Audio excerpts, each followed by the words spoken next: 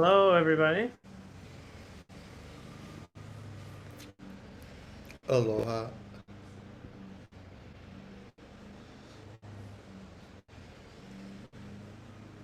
Hmm. All getting to be together. It's so cool. This is why Zoom is good.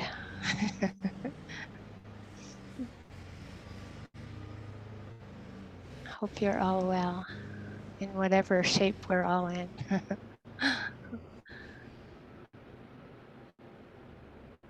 Steve, you don't happen to have your headset, do you, around? I don't. You can still hear the lawnmower? Yeah, and it's kind of like coming in and out. I can't hear it, but of course that doesn't mean much. Yeah, it would take me a while to find it right now. Yeah. What about Okay. that? What about turning that original sound thing on or off? What's going on? This other maybe off if Yeah, okay. it might, yeah, keep a little of the background noise down. That Oh, sounds that's better. better. Good idea. Yeah, great. Thanks. Great. Yep. I hear the difference. So it's great.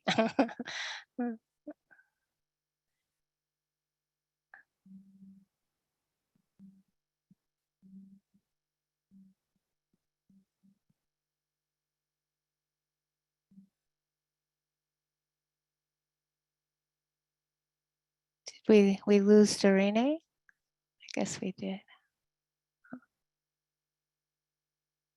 There you are. Okay, great. Take your time to see everybody if you haven't. Hello.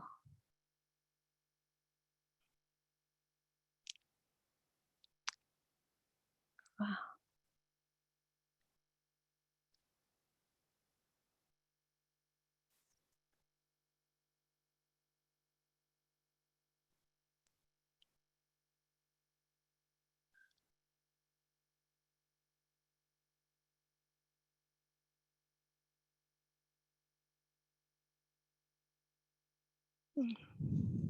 Wonderful.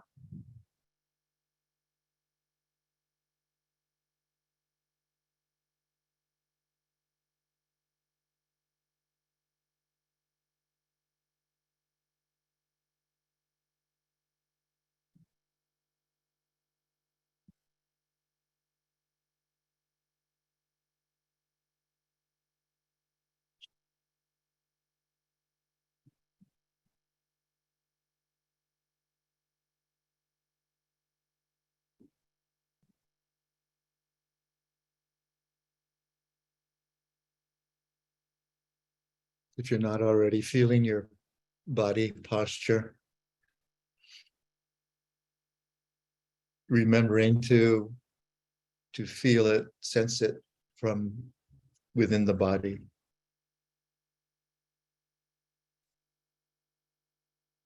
Not through the eyes or head or filtered through thoughts and concepts. Just what's the living experience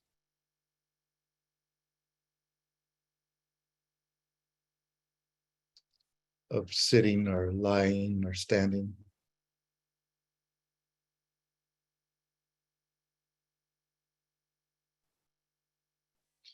You feel a body heat, pressure,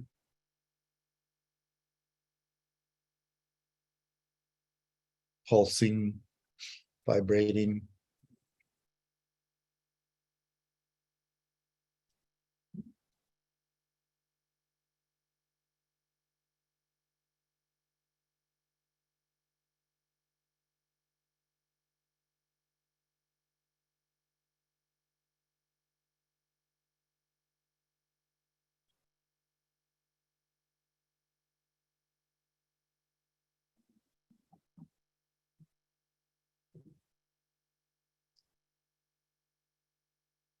And that part of the body we call breathing How is that being experienced?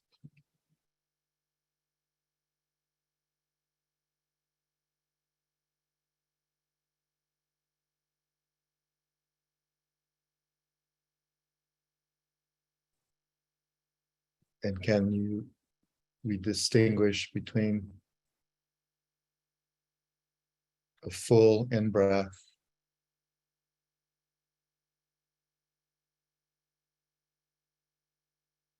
what is it in the wake and process of breathing in, and what is in the wake or breathing process of breathing out?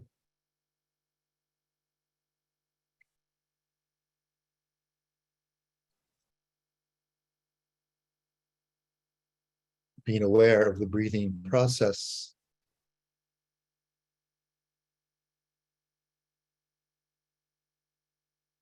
does it make the body receptor more sensitive? The body receptor of sensations,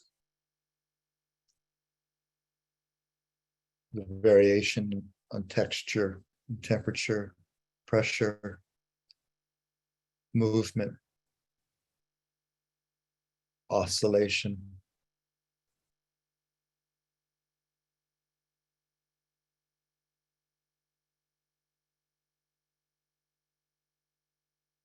And the attunement to that sensitivity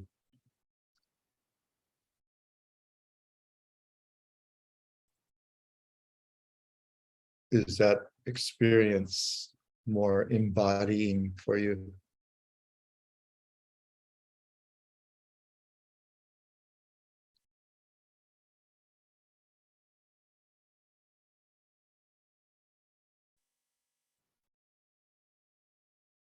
And what of those receptors of the body that we call hearing, seeing,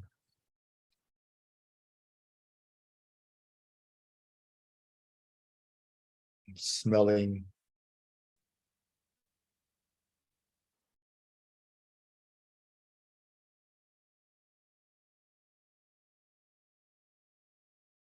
tasting,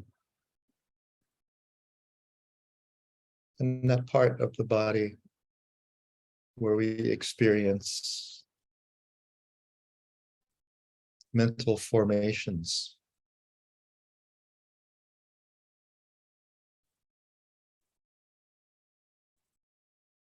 feelings, thoughts, mental imagery.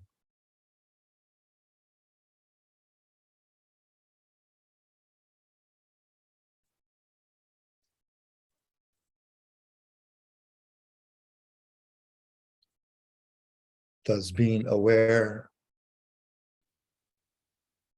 of the thinking sense door, to increase thought formations or calm them?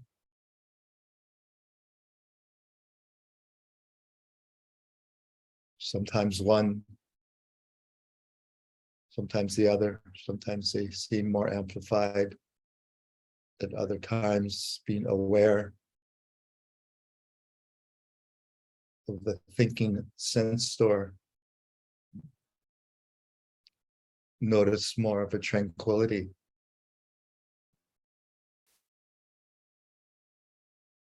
It's no disturbance at all. It's just a swell in the massive sea, appearing and disappearing.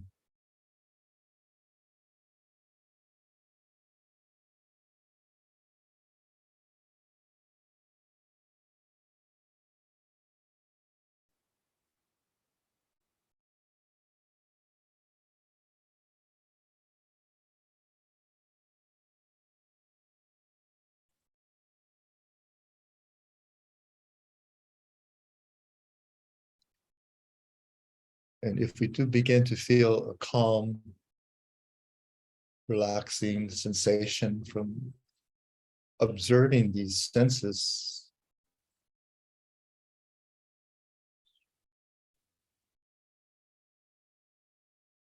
the mentality sense, any of the physical senses,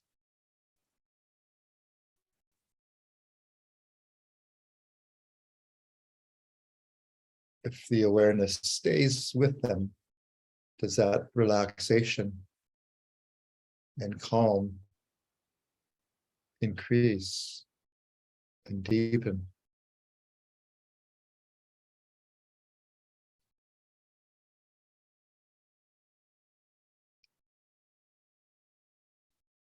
And does it free up the part of mindful awareness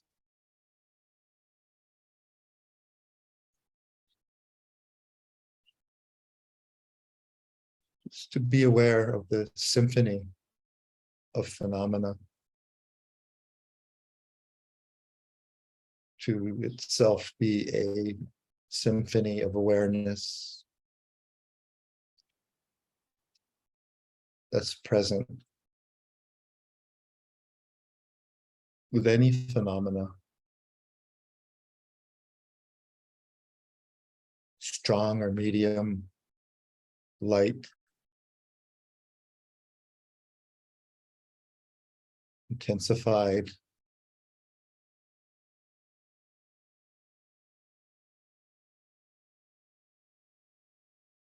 or profoundly subtle.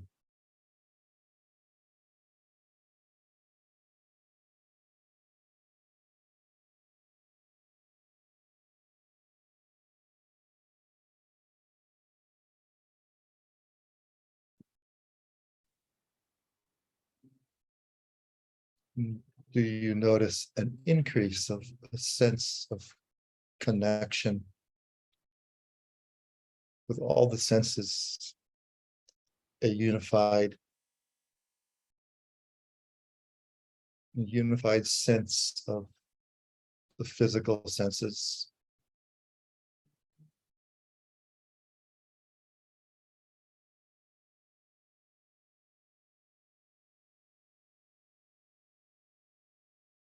and the knowing mind, feeling their interdependence.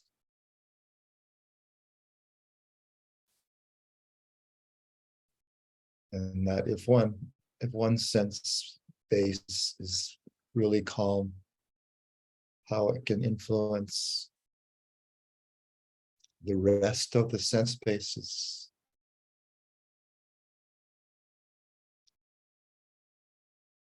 To feel that inward collectedness, unity,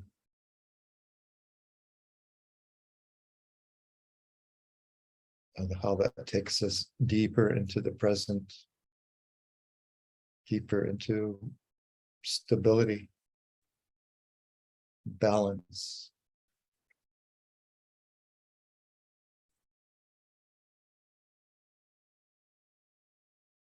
And the awareness itself feels liberated. That free flow, natural mind.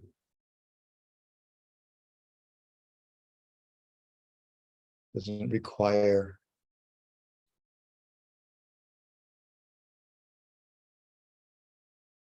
anything strenuous to sustain it.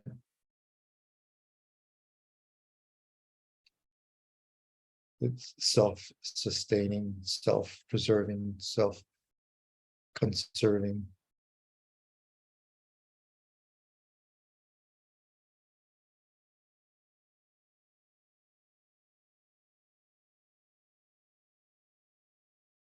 Notice the joy in this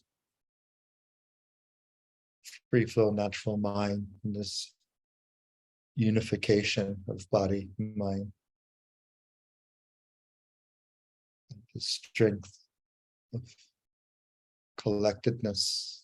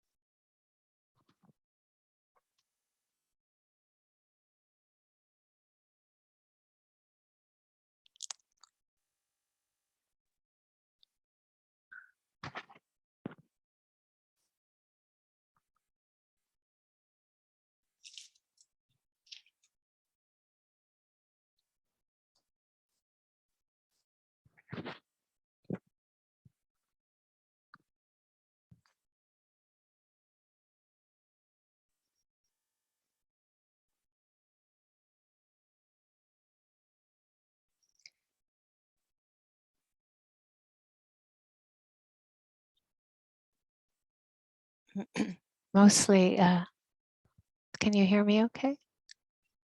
Okay. Mostly the talk today is about finding peace in the range of joy and sorrow that we are navigating through in this world.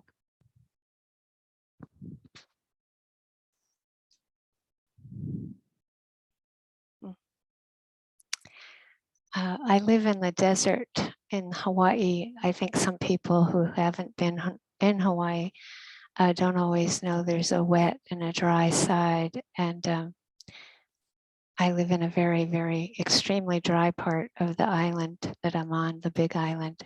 And due to climate change, which I think we all experience in the different ways where we live,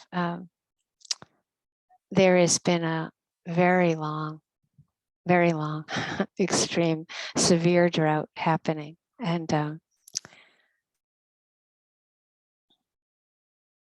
there are many ways it manifests, but one is having been away for a while, my neighbor across the street has an incredibly large cactus at the end of the driveway, and its arms have started to flop over.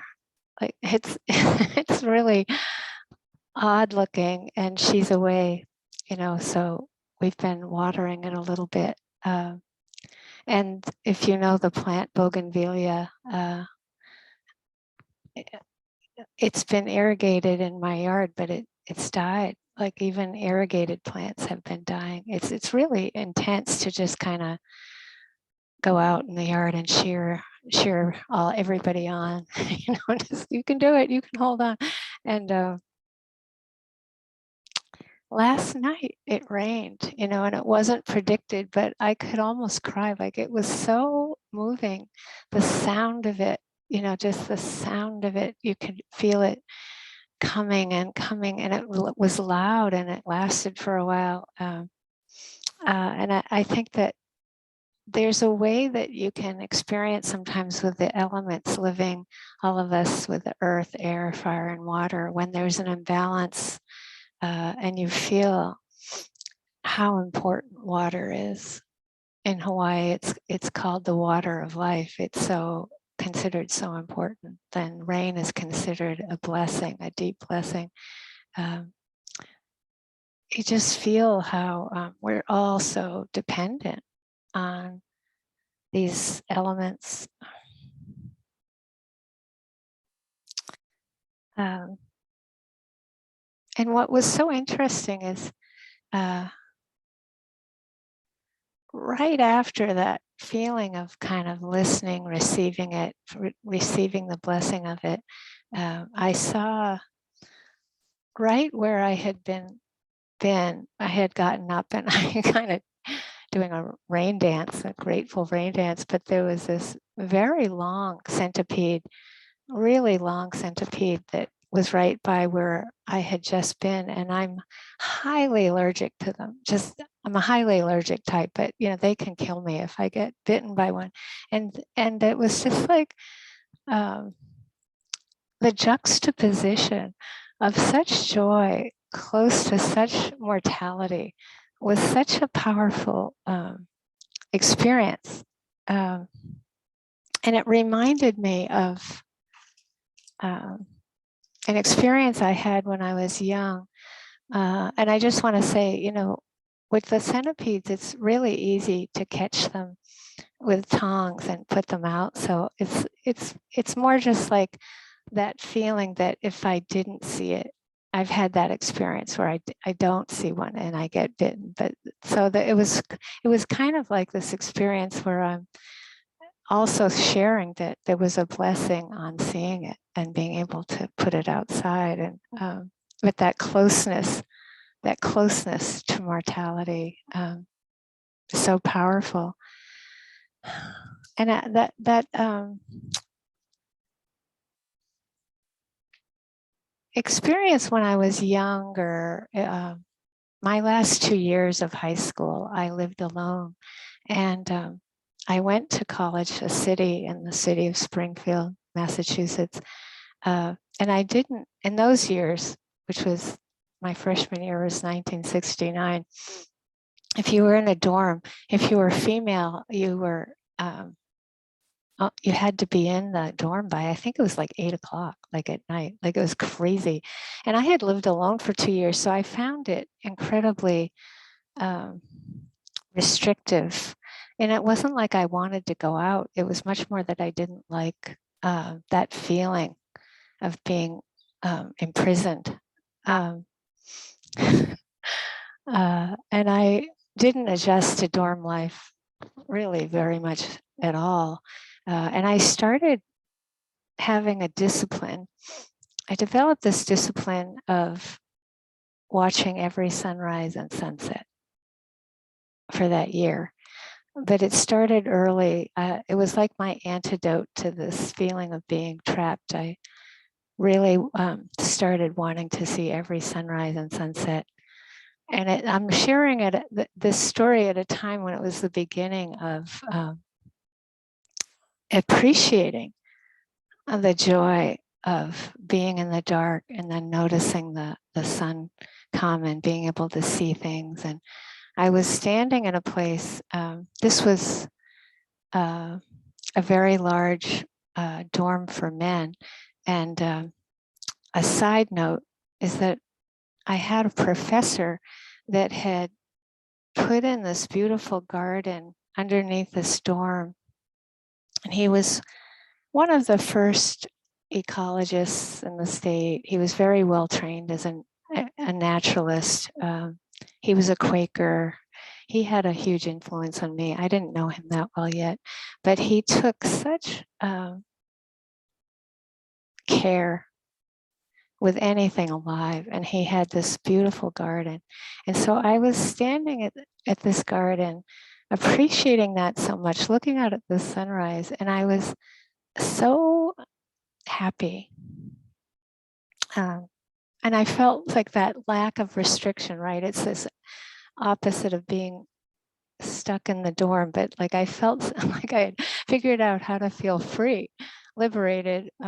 And just as the sun rose, a bunch of people started vomiting out of the dorm windows into the garden, like a lot of vomiting. Like it was like they had been drunk and they were just vomiting and vomiting. And I had so much aversion, really. I was so upset, just so upset that they were vomiting into this garden, but also like, disturbing my peace. I had such a hatred of the human world. I'd already cultivated it a lot anyway, but this was just like the epitome of why I hated humans, right? And like just really upset and couldn't understand. I really couldn't understand. How do you work with this range within a few seconds of joy and sorrow? So this memory of this experience came last night because of that blessing of the rain, and then this amazingly intense centipede. Just like we have these experiences that are so they feel paradoxical, right? How can the world contain such a range of joy and sorrow? And I really feel like until I understood the Buddha's teachings, particularly around Vedana, pleasant, unpleasant, neutral, and how we can get out of that oppression, I really couldn't deal with that.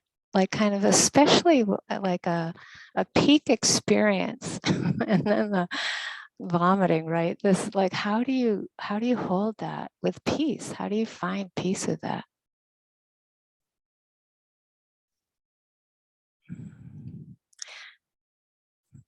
So that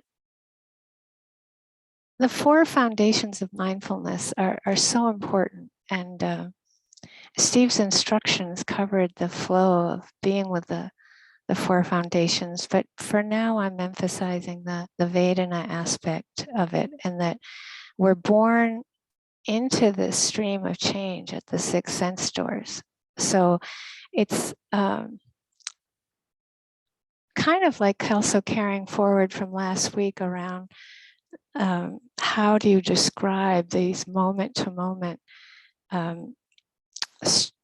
changes that are happening. Like there might be a sound and then a body sensation and then a thought and then a body sensation, and it's that fast. Like I cannot name it as fast as it happens. The words would slow it down too much. It's like this rapidity of change at each of the sense doors.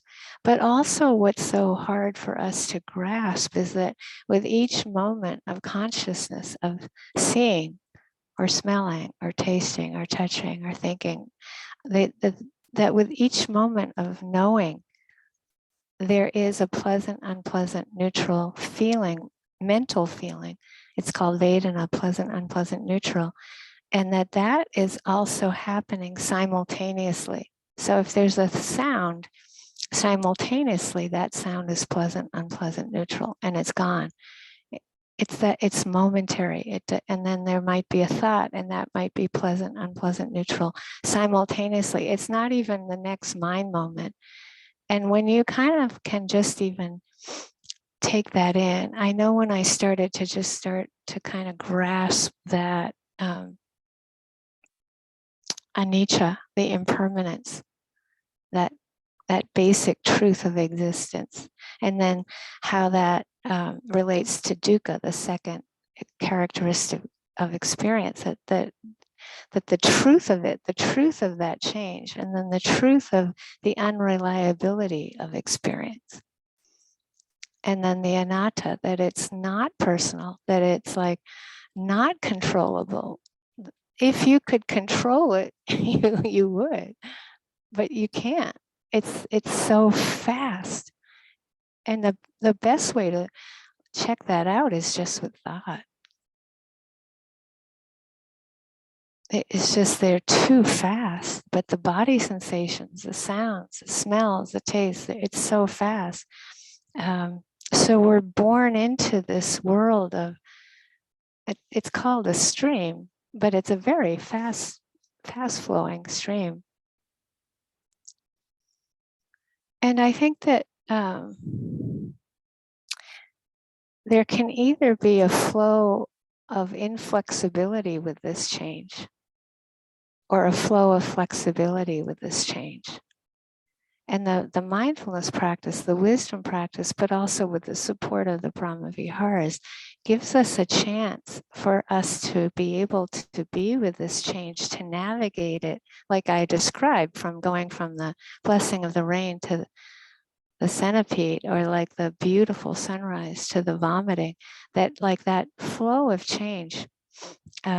If we feel like it's controllable, or if we feel like it's ours, there's no peace and there's no flexibility. There's no flowing with it. So for example, if I'm attached to being with the sunrise and I don't want to hear the vomiting, I'm going to suffer, right? Terribly. And this is that sense that the pleasant feeling that comes with a thought or a sound or a body sensation isn't ours. It's not me, it's not mine. It's like as much as we think that thought is really wonderful, it's not ours, and that's, again, it's like the sound of the vomiting. It wasn't theirs, it wasn't mine, it's not me, it's not I, it's not mine. So that shift from pleasant, when we're not aware of it, to liking, to enjoying, to attachment, to craving, to addiction, whether we can be aware of it or not, the pleasant feeling is happening inside, in the moment of consciousness, right with it.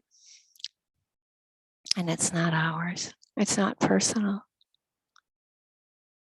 And if what appears in the six sense doors, whatever moment, is unpleasant, it's not ours. That pain is not mine. It's not me. It's not I. But it can lead to disliking, annoyance, irritation, fear, aversion, anger, rage, war, terror, war. And neutral is so interesting. There's so many neutral feelings. And if we're not aware of them, again, the neutral is not I, not me, not mine, but the way it can shift from neutral to dull, to indifferent, to boring, to confusion, to delusion.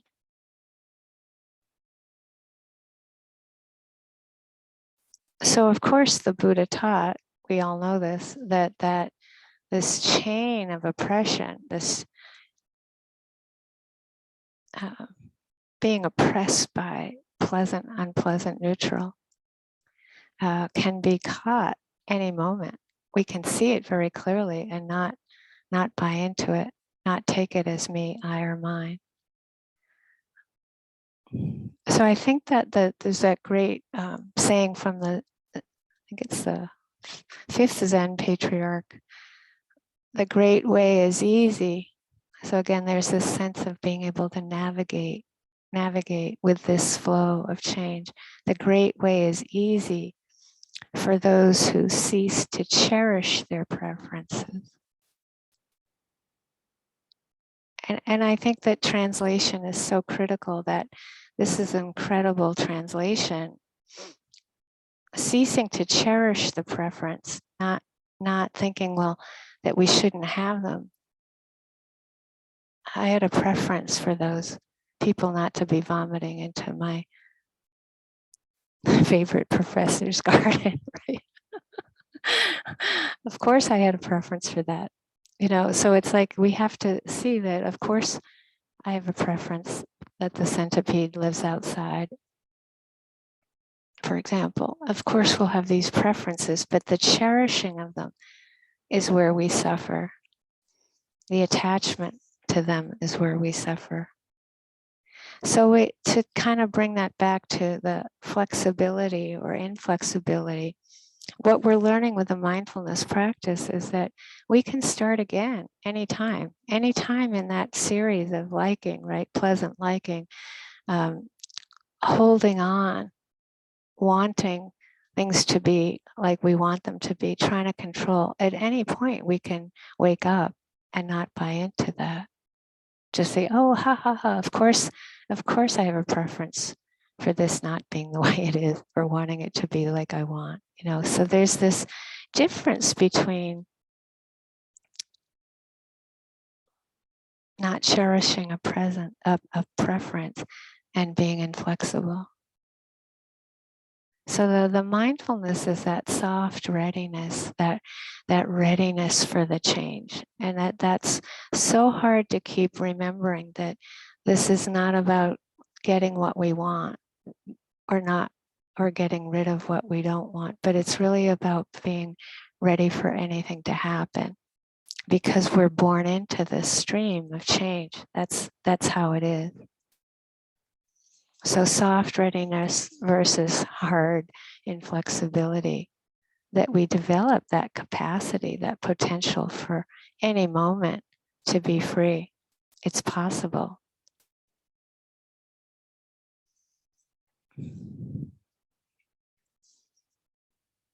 So this quality of peace, finding peace in this world, this vast world of joy and sorrow, pain and pleasure and neutral, finding peace in it, it's really any moment there's a shift of the attitude of mind. Peace is an attitude of mind.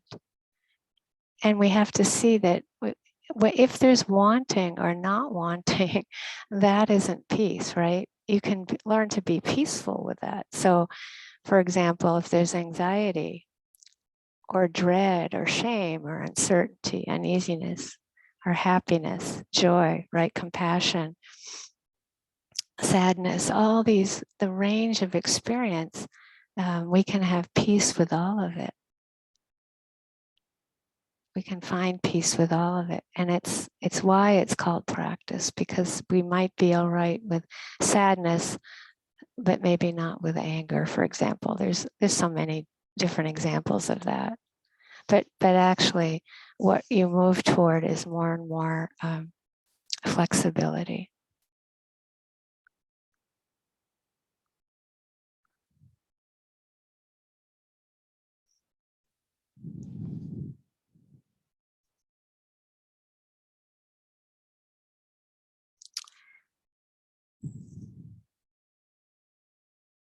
Henry David Thoreau had some amazing journals, and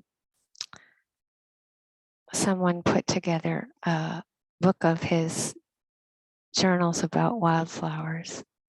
So this is an entry from September 13th, 1852. I must walk more with free senses.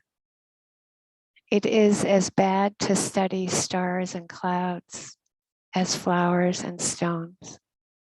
I have the habit of attention to such excess that my senses get no rest, but suffer from constant strain. Be not preoccupied with looking. Go not to the object. Let it come to you. When I have found myself looking down and confining my gaze to the flowers, I have thought it might be well to get into the habit of observing the clouds as a corrective. But that study would be just as bad. What I need is not to look at all, but a true sauntering of the eye. What a description of attention, right? What an observation. He's trying to understand like how to be free with his sense doors and the observation.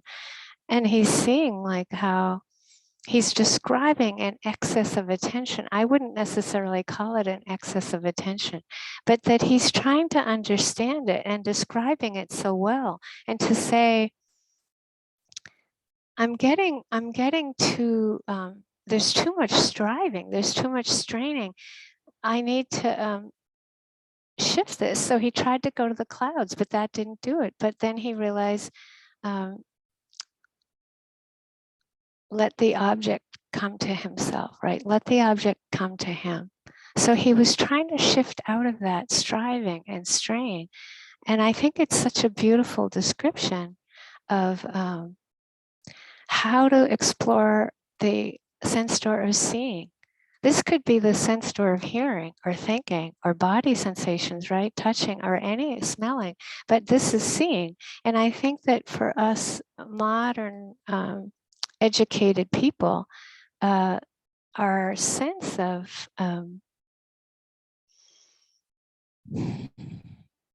how predominant our sense door of visual perception is anyway. It's so dominant. But also there's so much duality happening. There's so much unexplored of subject-object. And it's obviously difficult for us because it's not like the first sense door you get taught in meditation. Yeah. We don't start with seeing. Why? It's because it's so hard. We look, if you look, you see a bell, right? You see a curtain, you see the sky, you see a wall, you see, it's like the word about it is so fast, and that the lack of being interested and really exploring subject object is pretty intense. But it's a very important sense door to explore as you practice over time. Because you'll see that so much of thought is memory of seeing. Whether it's like the color or form or the image or the thought about, so much of as what's happening is an unexamined seeing. You know, so I find this also just so beautiful when he's like, what I need, I love his conclusion. Like, what I need is not to look at all. It's like, well, I don't know about that, but wow, I need a true sauntering of the eye. Well, sauntering is a very old word. He wrote a lot about sauntering in terms of how to walk. Thoreau wrote a lot about how to walk as a saunterer, and it's a very old word for pilgrimage. So if we see that every moment of seeing can be like a pilgrimage, a spiritual, right, adventure, this is what Thoreau is so good at, is like inviting a kind of spiritual quest through exploring seeing itself. So when we look, when we're seeing, just we have to explore how quickly the thought about what we're seeing happens. And it's just like with hearing or any sense door, you learn how to let the thinking about the experience happen, let it come and go, and then to see if we can receive, not the object, not the word, but to receive the color and the form. Yeah. And to see it changing. So that you're moving from, in other words, conceptual to non-conceptual. So if we're looking, say we're looking at a meadow and we see so clearly colors and shapes and movement. There's no me, there's no grasses, there's no flowers. There's just color, shapes, and movement coming and going. Just like with hearing, we might be hearing what we would call a bird, but then we shift to receiving vibration, right? Texture. It's easier with our eyes closed and to see the word bird appear and disappear and to then shift to receiving the vibration of sound, right? So with seeing, it's so much harder, but it's possible and important. This is from D.H. Lawrence. He wrote a little essay on poetry.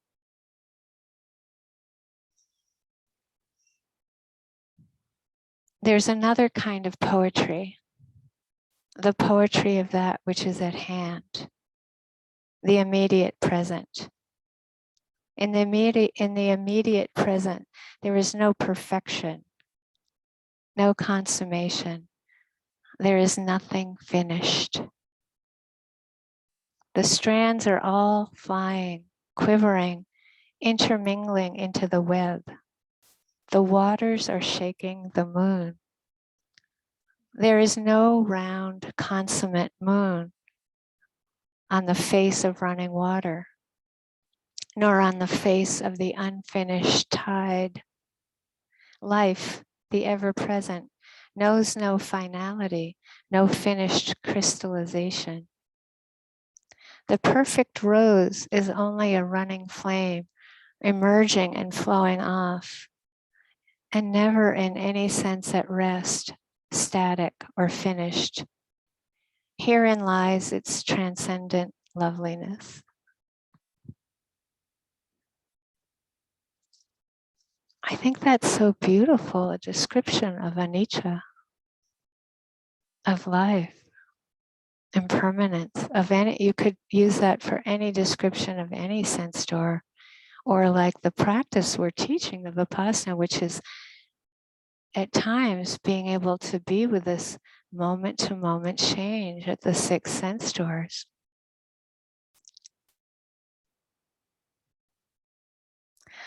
And so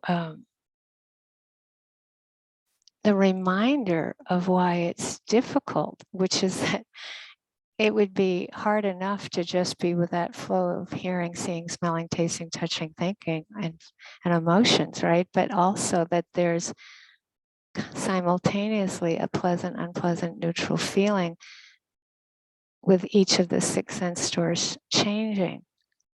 And particularly, we have a preference for pleasant. We don't like unpleasant. And we tend to not like neutral, but we really don't like pain.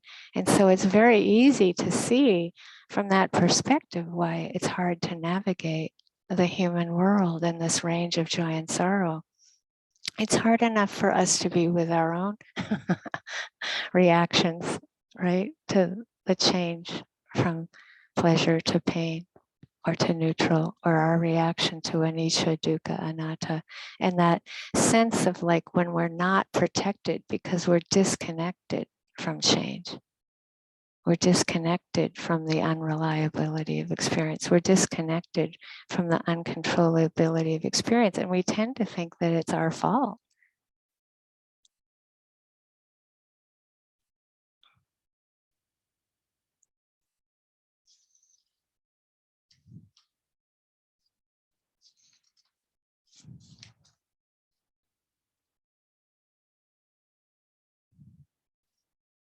here we are in September, and it's happening so quickly. The change, it's so amazing. The other day I saw 4 colea. They're the golden plovers that fly back from the tundra in Alaska.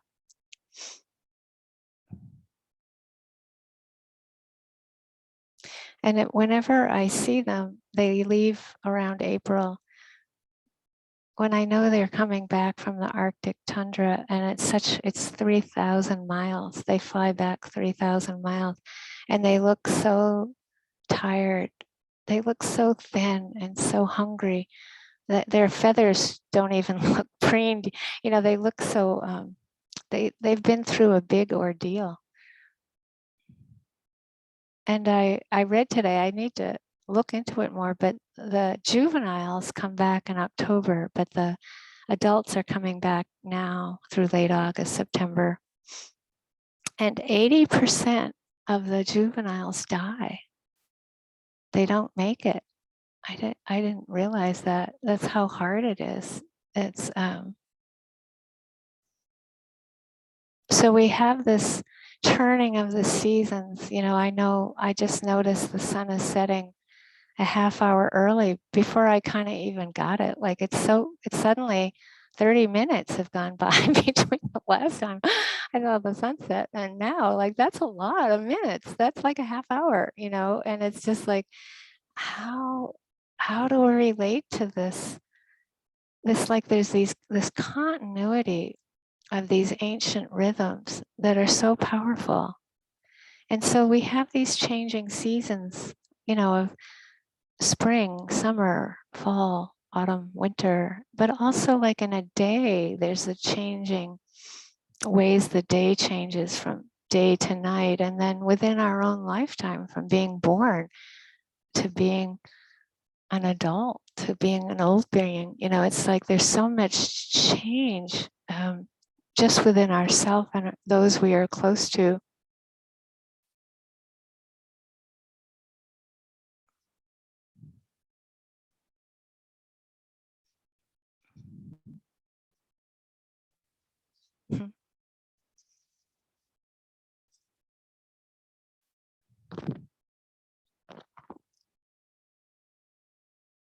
And I think that we can be in such a hurry to get things done in a day. And I'm still, I'm in a season from the COVID that's really, really fascinating if there's equanimity. And so I have really explored fatigue, but this is something new. It's like no energy. Like it's like I don't even know what to call it, except doesn't feel like there's any energy. And I'm not feeling very productive. It's an understatement. And yesterday I started trying to explore, what is this? Can I be with this energetically? Like how do I be with this? And it felt like, if you've ever have driven a clutch car, but I kept having to downshift and downshift and downshift and downshift, and then till there was no gear. And that felt like where I'm at, like, oh, and I thought, oh, well, no gear is a gear. No gear is a gear. But when there's this unconditional acceptance of this, it's fine. It's just like, and just the quiet of it, and the just being with the breath and just being body. And it's like, it's very light. There's very little vitaka vichara. There's not much span of attention. It's just like really interesting. It's just like kind of very light, no energy. And the beings that really give me positive feedback are the cats. The feral cats love where I'm at. Like they love that I'm not doing much. They just feel so connected with, because they don't do much, right? The feral cats, they don't do much. It's like, and then like I'm usually too busy to hang out with them. That's my life. It's like I'm always doing things. I rarely just sit on the steps and hang out with each of them. There's 3 of them, so it requires a lot of not doing to kind of connect with each one of them. But because of where I'm at, I have to. I kind of go hang out with them and they love it. They really are, they're changing because I've changed, and they're connecting because they're able to connect with me. Because I'm actually not doing anything but hanging out with them. And it's quite a, I must say, I feel like I'm in elementary school with them. Like I'd like to say that I've gotten a PhD from them, but I haven't. I'm very, very slow at this learning from them. But I see them as my teachers for learning how to be with this part of whatever you call it. So finding peace, right? Finding peace with where we're at. That I find that I have a sense of self-worth from being more productive.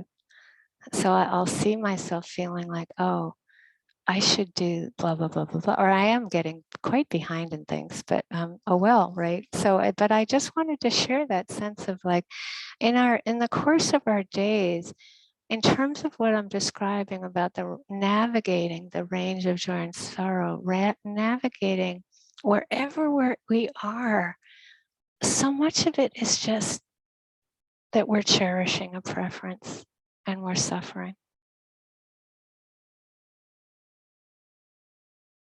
And it's to just keep exploring that you find peace by accepting there's a preference, but to not cherish it.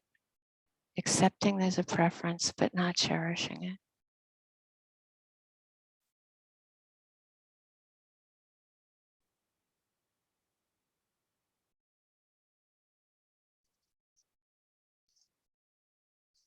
So I'll end with a Li Po.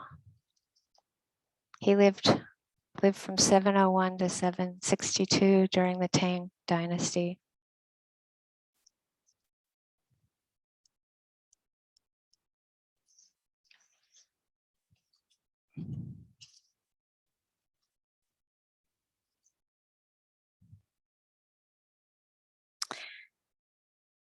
Going to visit Taijian Mountains, master of the way, without finding him. What a great title. He's going to find a master of meditation without finding him in the mountains. A dog barks among the sounds of water. Dew stains peach blossoms. In forests, I sight a few deer. Then at the creek, hear nothing of midday temple bells. Wild bamboo parts blue haze. A stream hangs in flight beneath emerald peaks. No one knows where you've gone. Still, for rest, I found 2 or 3 pines.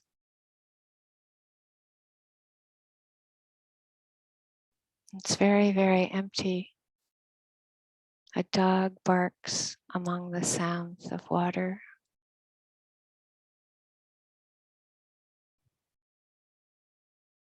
May we find peace in this vast range of joy and sorrow.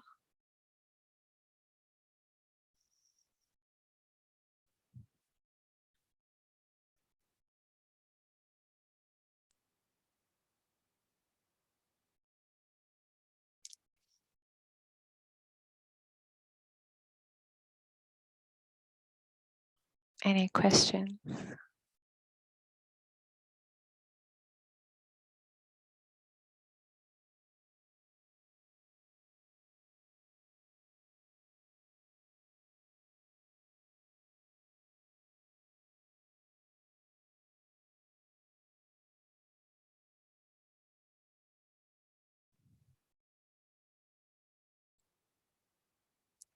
Harry? Yeah,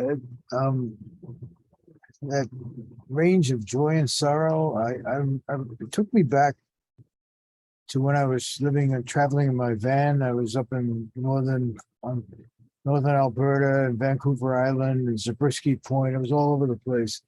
And I'd wake up in the morning, sometimes quite cold, and feel the sun come up.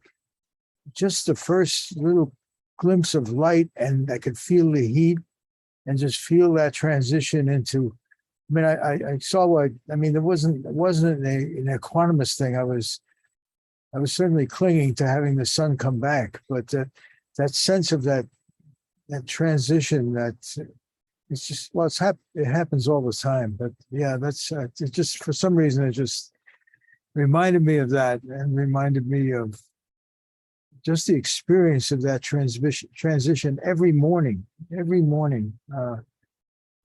because I was really kind of exposed to the elements and up early enough to see it, feel it. But I don't know, just a comment.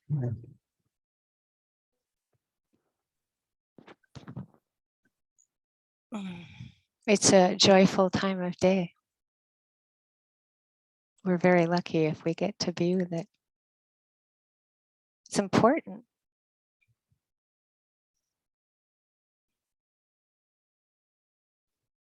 And it comes after a not so joyful time. I mean, when it's like 10 below zero, you know, it's not so joyful. It's a blessing to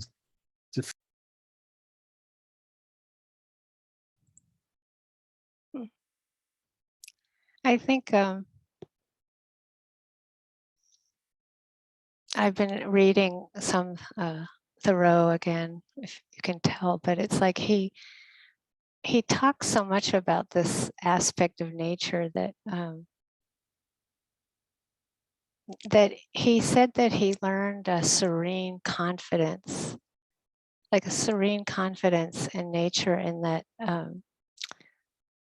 that you do go from that, maybe that night of cold, into that warmth of the sun in the morning. Like I could talk more about it and I won't, but just that sense that often if you do immerse yourself enough in how things are in nature, that you do learn that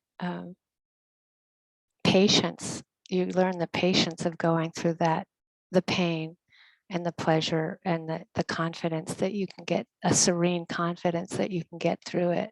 Like that's what's so important, is that you see that you get the strength of attention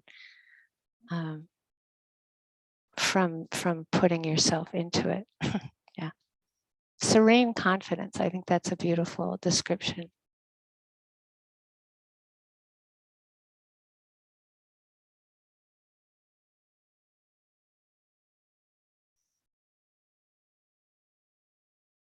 Scott? Hi. Hi, Scott. Hello. Yes. Yes. I've just been learning more from you about, which almost sounds like beginner's mind, about awareness and mindfulness. For one thing, about the sort of lightness of it, the delicateness of it.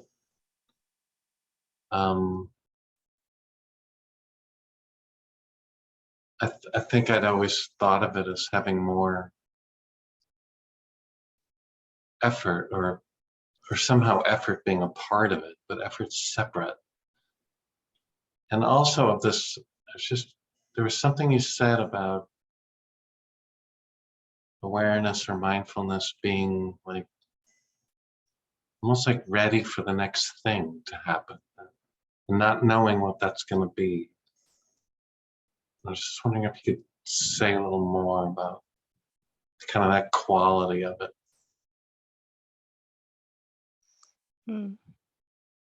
I'm sure Steve and I both have something we can say about that. Do you want to start, Steve?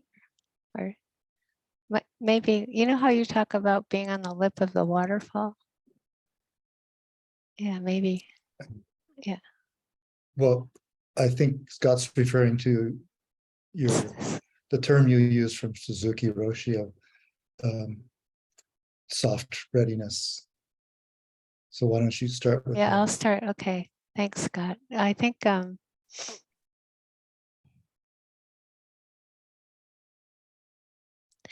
learning what you just said is everything. It's like learning that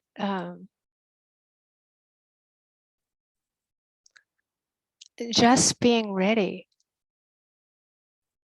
for anything to happen is being connected with the truth. And that like that it was Suzuki Roshi that coined that soft readiness as mindfulness, that there's that it's more profound than anything one could say other than that, because I think it's very hard for us to realize how light and delicate that really is, because the moment is so alive. What's happening is changing so quickly, and it's so alive that sense of that quality of being itself and not trying to get something or get rid of anything,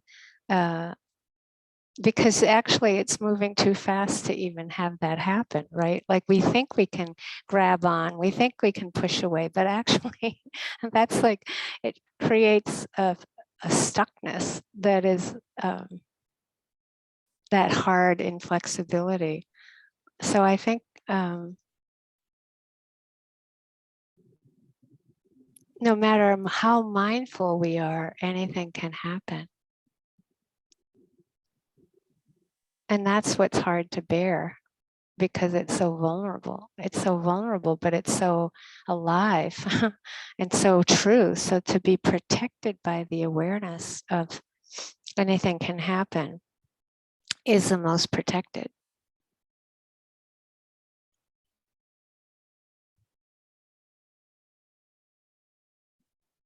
Thank you for that. It's the safest. Yeah, we're the safest. Yeah, you're welcome. Yeah, I'm appreciating that it's sinking in, you know. It takes time for this stuff to sink in, like forever. Hmm. Steve, do you have anything to add to that? I think I'll just leave it as it takes time for it to sink in. Mm. Because what you said is well spoken.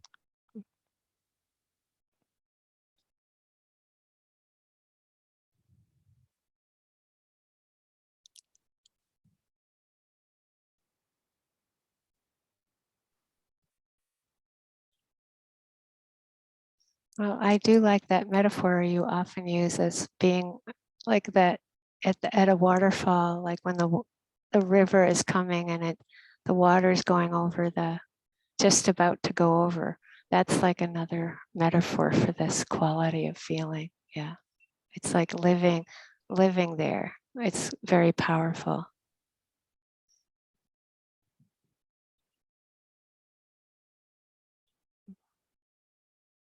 But it's relaxed.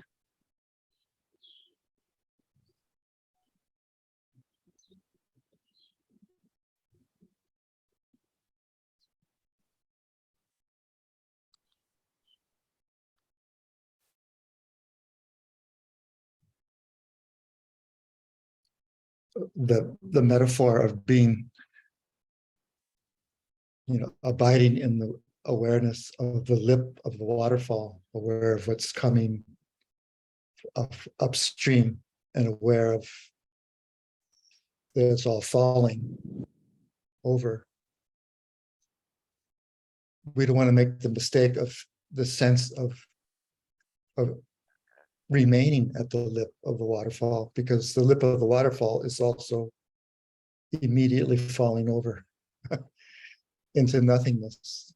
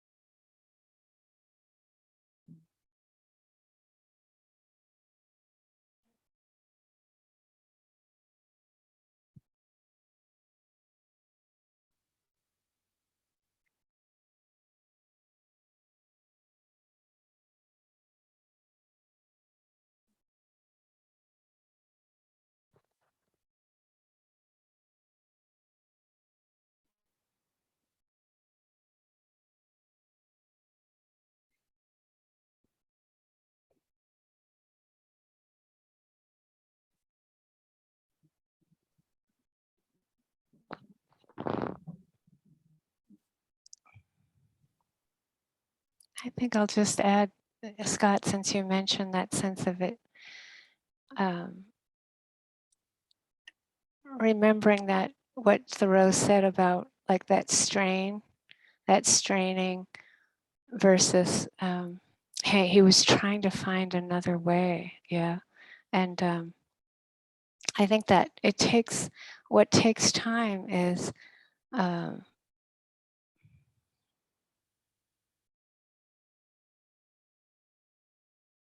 bringing the attention to what is happening, having the attention connect and not be disconnected, but then relaxing there to receive what is happening next. And that is incredibly delicate.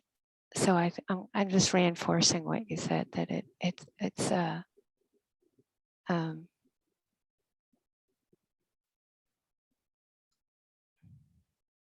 if you have patience with this process, you learn to access it. That's what it's about. Like, you learn to access it.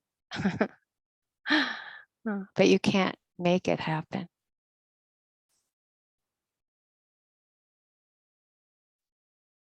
It makes me think of my grandson when he was 3. And we would be playing heavily, and he would suddenly get very soft and quiet and he would lay on the couch and have me sit next to him.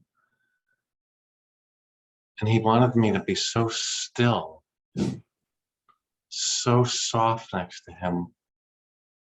And he wanted to describe these pains in his body that he said were these metal pins that were deep in and couldn't come out, and couldn't be removed, and there was nothing to do. But he wanted me to, just as delicately as possible, just be there with that.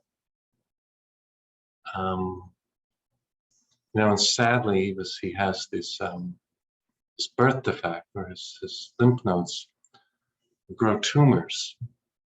But at 3, he doesn't.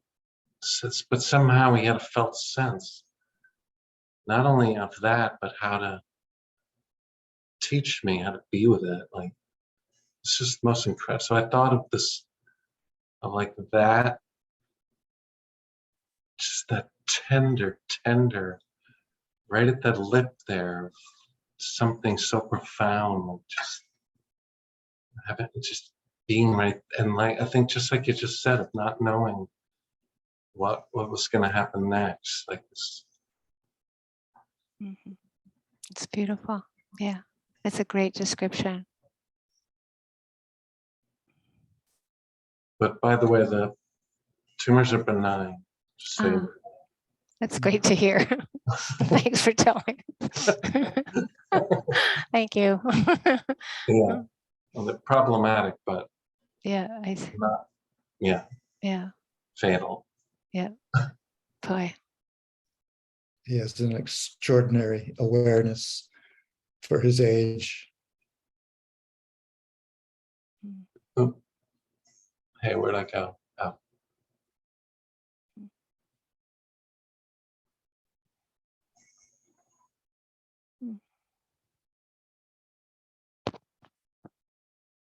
That's a nice place to, I think, finish up today. It's really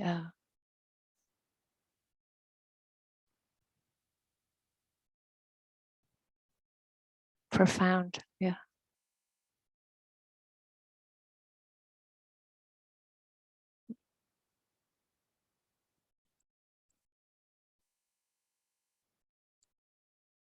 Thank you for your practice.